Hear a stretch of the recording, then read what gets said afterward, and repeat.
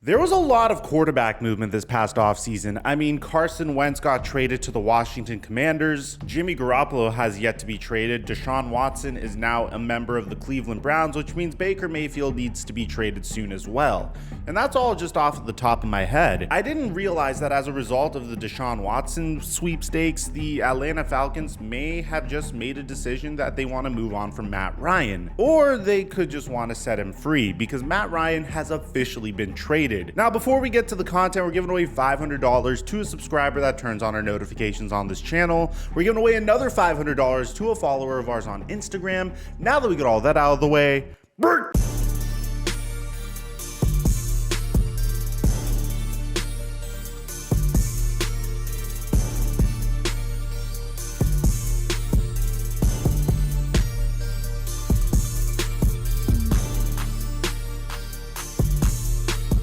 growing up, I really struggled with confidence, primarily because I had horrific acne on my face, and that tends to bug you when you're going through high school all the way to the beginning of your college career. There'd be times where I didn't even want to go out at night with my friends or talk to women, and these are crucial years of your development that shouldn't be crippled by confidence issues, which is why I partnered with Geology. They are a 9-time award-winning men's skincare company that's recognized in Men's Health, Esquire, and Ask Men grooming awards. They create a simple and effective skincare routine customized just for you with ingredients that are proven to work and formulated for daily use. Geology skincare will help you fight acne, reduce oiliness, prevent wrinkles, and combat dark or puffy under eyes, which is what I'm currently working on. So how does it work? First, you need to click the link provided and just take a 30-second quiz. In this quiz, you tell them a little bit about your skin, your goals, and a team of dermatologists will design a regimen just for you and ship it directly to your door. It's that simple. I've been using it for a week so far, and I have seen a significant reduction in the dark circles underneath my eyes. And as I get older, I feel like it's healthy to have a skincare routine. They start out with a complete trial set, sending you a everyday face wash, a vital morning face cream,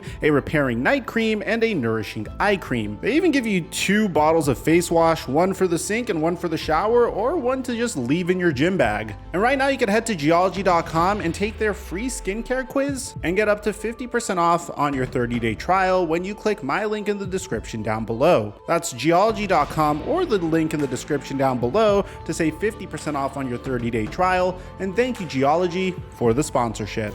Mic check 1 2 1 2. What's going on, everybody? I wanted to start this commentary up by giving a shout out to each and every one of my Twitter and Instagram followers that tagged me in all the bits of news. You guys really helped me get the details right, and it's awesome to see the community we're building over on this platform and my Discord community and on Twitter and Instagram that ensures that we're all informed about what's going on in the NFL. The Atlanta Falcons were in a very peculiar situation this past week. I mean, it was very similar to what the Cleveland Browns were dealing with. I don't know if you guys heard, but an individual by the name of Deshaun Watson recently got traded. Prior to this, he was taking meetings with the Cleveland Browns, Carolina Panthers, New Orleans Saints, and Atlanta Falcons. He would take the meeting with the Cleveland Browns, tell the Cleveland Browns that he is not interested and they are out of the running for his services. But it was too late. The Cleveland Browns offended their former #1 overall pick in the 2018 NFL Draft, Baker Mayfield. As a result, Baker Mayfield decided to post a heartfelt goodbye on his Instagram page to the city of Cleveland. And we were all mocking the Cleveland Browns for doing this because you alienated Baker Mayfield, you're not going to get Deshaun Watson, you guys took a huge L in this point. The top contenders for getting Deshaun Watson's services were none other than the Atlanta Falcons. And somehow they blew a 28-3 lead in this instance as well, because at the very end, Deshaun Watson was attained by the Cleveland Browns, but he also probably got the craziest contract in NFL history with a $230 million guarantee from the Cleveland Browns, in addition to a historic trade package for his services as well. Now, if you think the Cleveland Browns are in an awkward situation, having both Deshaun Watson and Baker Mayfield and Jacoby Brissett on the roster currently, then you should see the situation that the Atlanta Falcons are in. You see, the Falcons were the epitome of mediocrity ever since the year after they lost the Super Bowl, the 2017 season that went 10-6. Then every single year following that, they would miss the playoffs. playoffs. They no longer became a superpower, and each and every year their team got worse and worse. During the 2020 season, they would fire Dan Quinn. Following the 2020 season, they would trade Julio Jones to the Tennessee Titans. And now in the 2021 season, they do have some fresh faces crushing it for them, like Cordero Patterson, who recently got a contract extension, and Kyle Pitts, who is supposed to be a dominant tight end for many years to come. But Matt Ryan is now entering his age 37 season. And to be honest, as far as aging QBs go, I would say he doesn't really look the way Ben Roethlisberger looked this past year. He's actually a pretty serviceable QB. He's in that type of situation where you just look at him and say, hey, I wonder what would happen if we gave you a MVP candidate of a running back, a really good offensive line, a brilliant head coach, and one of the most underrated defenses in the entire AFC that just got stronger with the addition of Yannick Ngakoue. Well, it seems like that's what the Indianapolis Colts were thinking, because we just got word, according to Adam Schefter, the Atlanta Falcons are trading Matt Ryan to the Indianapolis Colts for himself, Diana Rossini, and Chris Mortensen. Now you might be wondering why. Well, originally Matt Ryan wanted a 3-year commitment minimum as a result of the recent shenanigans that went down, which is a fair thing to ask. It's something similar to what Aaron Rodgers asked after the Green Bay Packers drafted Jordan Love, and then he provided multiple MVP seasons. But Matt Ryan, unfortunately, is not Aaron Rodgers. And of course, bear in mind that this is just a rumor, but I thought it was interesting to bring it up nevertheless. Now, according to Adam Schefter, Matt Ryan never asked the Falcons for a new contract. That was not part of the equation. He just felt like it was time to move on from Atlanta. Ryan signed off on a trade to Indianapolis because he felt like the Colts have a roster that's built to win now. This is very similar to the Matthew Stafford trade that happened last year, but at the same time not as similar. In this situation, you don't have the opposing team, the Indianapolis Colts, trading back a former #1 overall draft pick that they were fairly disappointed in addition to 2 first-round picks and a 3rd-round pick. And of course, Matthew Stafford was significantly younger last year. Matt Ryan is going into his age 37 season. So it is a similar philosophy in that sense, but it's not exactly the same. I will say it is pretty wild because Matt Ryan was the #3 pick in the 2008 NFL draft, and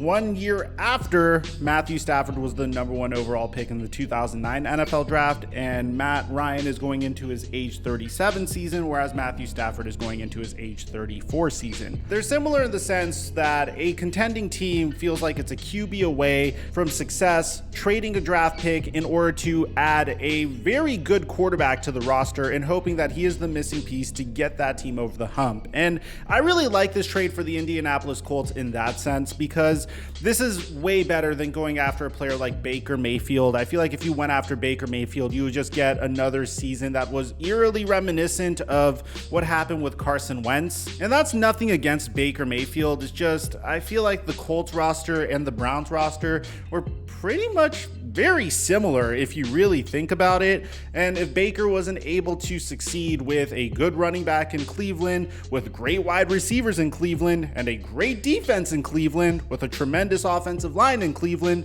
what makes you think he's going to succeed with all of that with a minor downgrade at the wide receiver position with the Indianapolis Colts? It doesn't make a lot of sense. Yeah, maybe Frank Reich could get something out of him, but it just doesn't seem like the type of direction that the Colts wanted to go in. Apparently, they didn't trade for Jimmy Garoppolo because they were concerned about his durability throughout the season, especially pertaining to his shoulder, so you could rule that out. And now there are 2 things that we need to discuss here. One is, what do the Atlanta Falcons do from here? Are they in the mix for Baker Mayfield? Well, according to Diana Rossini, no, they're not interested in Baker Mayfield at all whatsoever.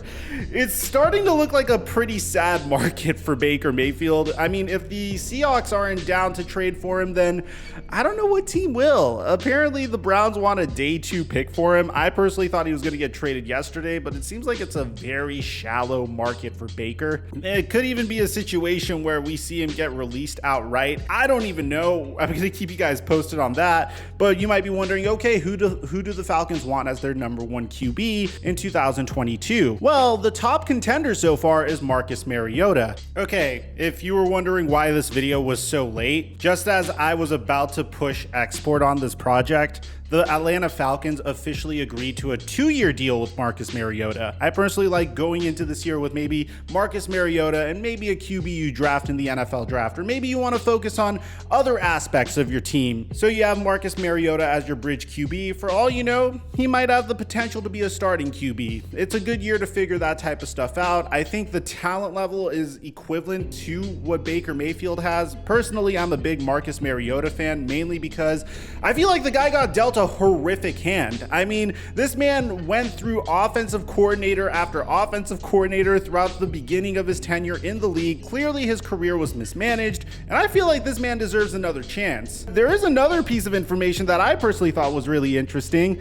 There's a chance, and this is just a rumor that's going around, that the Indianapolis Colts might pursue Julio Jones to reunite with Matt Ryan in Indianapolis, which I personally love this idea, mainly because, let's be honest, I don't think Julio Jones is going to get back to that elite type of wide receiver, but at the very minimum, he should be a welcome presence in that wide receiver room, in addition to any picks that the Indianapolis Colts want to use on another wide receiver to flank Michael Pittman Jr. and potentially Julio Jones. I am all for the addition of him. The Colts have tremendous cap space, but I don't think Julio Jones is going to command a crazy contract at this stage of his career. I'm expecting him to get like a AJ Green type of deal, like the one AJ Green got last year from the Cardinals, in order to join any team.